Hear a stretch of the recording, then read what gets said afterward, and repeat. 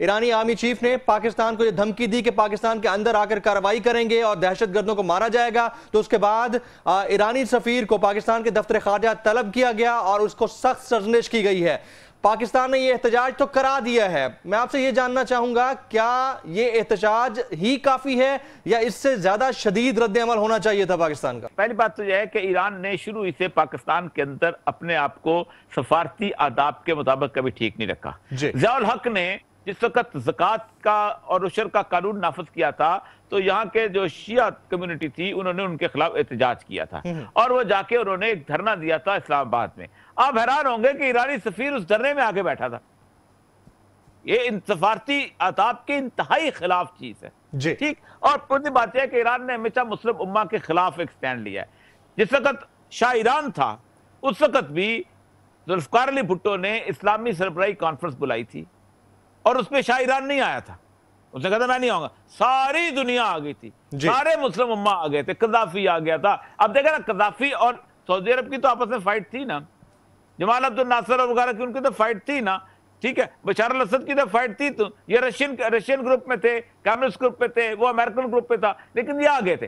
شاہ ایران اس میں نہیں آیا تھا، آپ حیران ہوں گے۔ اچھا، اس کے بعد اگلا میں آپ کو بتاؤں کہ جس وقت ظفر ہلالی صاحب نے اور ریکارڈ ہیں ٹی وی پہ انہوں نے یہ کہا ہے کہ ایک دفعہ ہوا یہ تھا کہ ایران اور پاکستان کے کچھ تعلقات کشیدہ تھے اور وہ بے نظیر بھٹو کے ساتھ پرائم منسٹر کے ساتھ تھے، اس وقت فورن آفس کا ایک کنسلٹنٹ وہاں پر موجود ہوتا ہے ایڈیشنل سیکرٹری لیول کا۔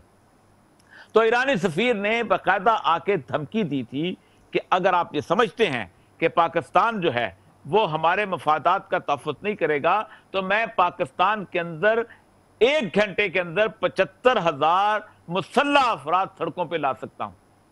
یہ ایرانی سفیر کی دھمکی، ظفر ہلالی صاحب موجود ہیں، آپ تو ٹی وی کے کمپیئر ہیں، کسی سے بلا کے پوچھا جا سکتا ہے، اور وہ کہتے تھے کہ میں ایک دم سٹن رہ گیا تھا کہ یہ کیسا آدمی ہے کہ میرے سامنے یہ بات کر رہا ہے۔ اب ایران کا مسئلہ یہ ہے کہ ایران جو ہیں وہ ایرانی صرف اور صرف اپنے مفادات کا تحفظ کرتے ہیں، ان کا مفاد اس وقت ہندوستان کے ساتھ وابستہ ہے، ان کا مفاد افغانستان کے ساتھ وابستہ ہے، اسی لیے اور یہ صاحب جب ہمیں پتا ہے کہ ان کا جو مفاد ہے وہ ہندوستان کے ساتھ وابستہ ہے، جب ہمیں یہ پتا ہے کہ کلبھوشن پکڑا کہاں سے گیا تھا، جب ہمیں یہ پتا ہے کہ کلبھوشن کون سے پاسپورٹ پہ ٹریول کر رہا تھا، کون سے ملک کے تاجر کا نام ظاہر کر کے وہ ٹریول کر رہا تھا، جب یہ سب چیزیں ہمیں پتا ہیں تو ہمارا رد عمل اتنا شدید کیوں نہیں ہے؟ ہمارے وزیر اعظم اپنے منہ سے کیوں نہیں نکالتے ہیں کلبھوشن کا نام؟ عموماً ہم سمجھتے ہیں کہ جنگ ہوتی ہے تو جنگ میں آپ کو سامنے کھڑا ہونا چاہیے اور جنگ بہت امپورٹنٹ چیز ہے، اس دوران جنگ نہ ہو تو تجارتی تعلقات سامنے رکھنے چاہیے۔ نہیں، ایسا نہیں ہوتا۔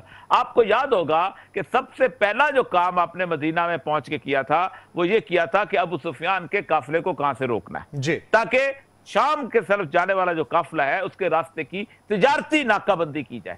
یعنی آپ دشمن جو ہے اس کی تجارتی ناکہ بندی کو ایک بنیادی اصول سمجھتے ہیں۔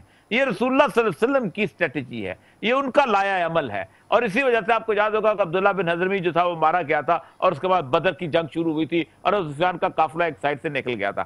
اب اگر جو شخص سمجھتے ہیں کہ ہندوستان ہمارا دشمن بھی رہے، ہندوستان جو ہے وہ ہمارے ساتھ تمام تر مظالم بھی مسلمانوں پہ جاری رکھے، کشمیر کے اندر بھی اس کے مظالم جاری ہوں، مسلمانوں کے پورے انڈیا کے اندر سکھ کا ساتھ بھی نہ میسر آئے، آپ کے مسلمان بھائی ہوں، آپ کے ساتھ بھی روز بارڈر فورسز جو ہیں ان کی آپس میں کلیش کرتی رہیں، تو آپ خود سوچیں پرائم منسٹر ایسا کر رہا ہے تو وہ بنیادی طور پر اسلام کے اس اصولوں کی خلاف ورزی کر رہا ہے جو رسول اکرم صلی اللہ علیہ وسلم نے ہمارے لیے وضع کیے تھے۔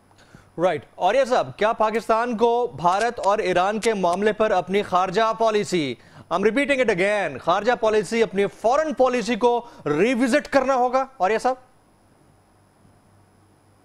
دنیا کوئی ملک ایسا نہیں ہے کہ جو اپنی خارجہ پالیسی کو ریوزٹ نہیں کرتا، یہ ایک مستقل عمل ہے جو کہ رہتا ہے۔ کبھی امریکہ کی خارجہ پالیسی کسی کے حق میں ہوتی ہے، اس کے بعد اس کے خلاف ہو جاتی ہے۔ ایک طویل عرصہ پاکستان کے ساتھ تھی، انڈیا کے خلاف تھی، انڈیا روس کے پاس تھا۔ آج امریکہ انڈیا کا دوست ہے، ہمارا اس طرح دوست نہیں ہے، ہمارا بلکہ دوست نما دشمن اور دشمن نما دوست ہے، ٹھیک۔ تو امریکہ نے وزٹ کی۔ روس جو ہے وہ ایک زمانے میں لڑنے آیا تھا افغانستان، اب روس جو ہے ہمارے ہاں انویسٹمنٹ کر رہا ہے، روس جو ہے ہمارے ہاں اسی چابہار اسی اپنا جو ہے گوادر بندرگاہ کے اوپر چاہ رہا ہے۔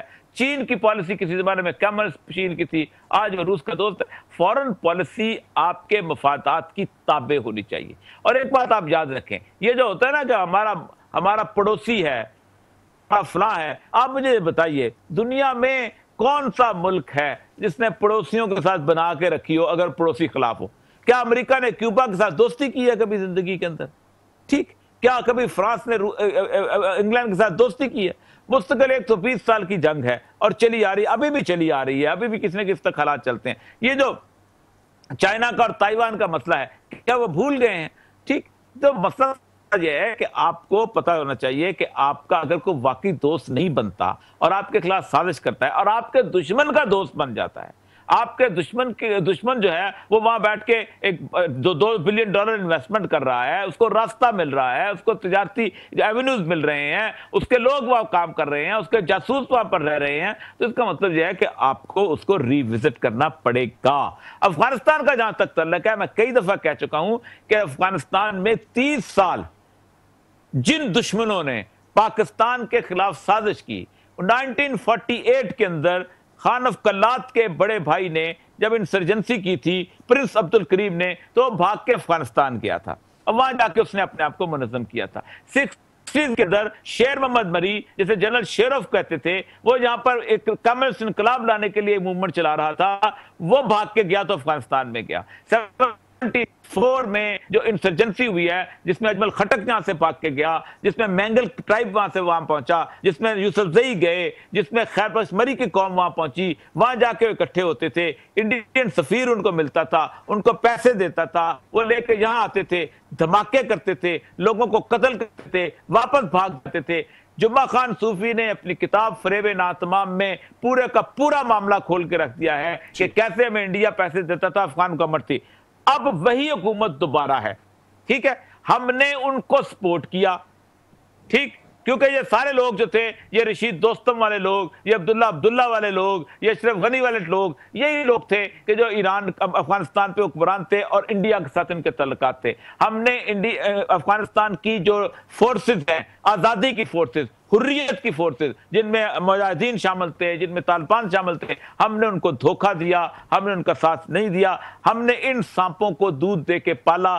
آج یہ انڈیا کو اپنے ملک میں لا کے انہوں نے بٹھایا ہے۔ ہم پہلے دن کہتے تھے یہ سانپ مت پالو، یہ ان کو دودھ مت پلاؤ، تم امریکیوں کے کہنے پہ ان کو پال رہے ہو۔ حالات، واقعات اور تاریخ نے اس بات کو ثابت کیا ہے، لوگ پکڑے بھی گئے ہیں، دنیا میں اس چیز کی شواہد بھی ملے ہیں۔ ملا منصور کی ہم بات کرتے ہیں، ایران کے راستے پاکستان میں داخل ہوا۔ کلبھوشن کی بات کریں، ایرانی پاسپورٹ پہ پاکستان میں داخل ہوا، اس کے بعد دھمکی دینے والا بھی ایران ہے اور دھمکاتا پاکستان کو ہے۔ پاکستان کیوں خاموش ہے؟ پاکستان کا رد عمل کتنا شدید ہونا چاہیے اس کے اوپر؟ اور یہ سر دیکھیں، ایران کو کچھ تھوڑا سا خمار ہے اس وقت، اس کی ریسنٹ اپنی جو فتوحات ہیں، اور وہ بھی امریکہ اور روس کے ساتھ مل کے، دیکھیں وہ انہوں نے شام کے اندر ایک فتح حاصل کی ہے، اور فتح حاصل کی ہے انہوں نے اپنے ہی مسلمانوں کے اوپر۔ ایران کو یہ خمار ہے کہ انہوں نے ایک مسلمان معصوم نہتے مسلمانوں کا خون بہانے کے بعد وہ بہت شاید طاقتور ہو گئے، اس لیے انہوں نے کہا ہے کہ ہم مکہ اور مدینہ کو چھوڑ کے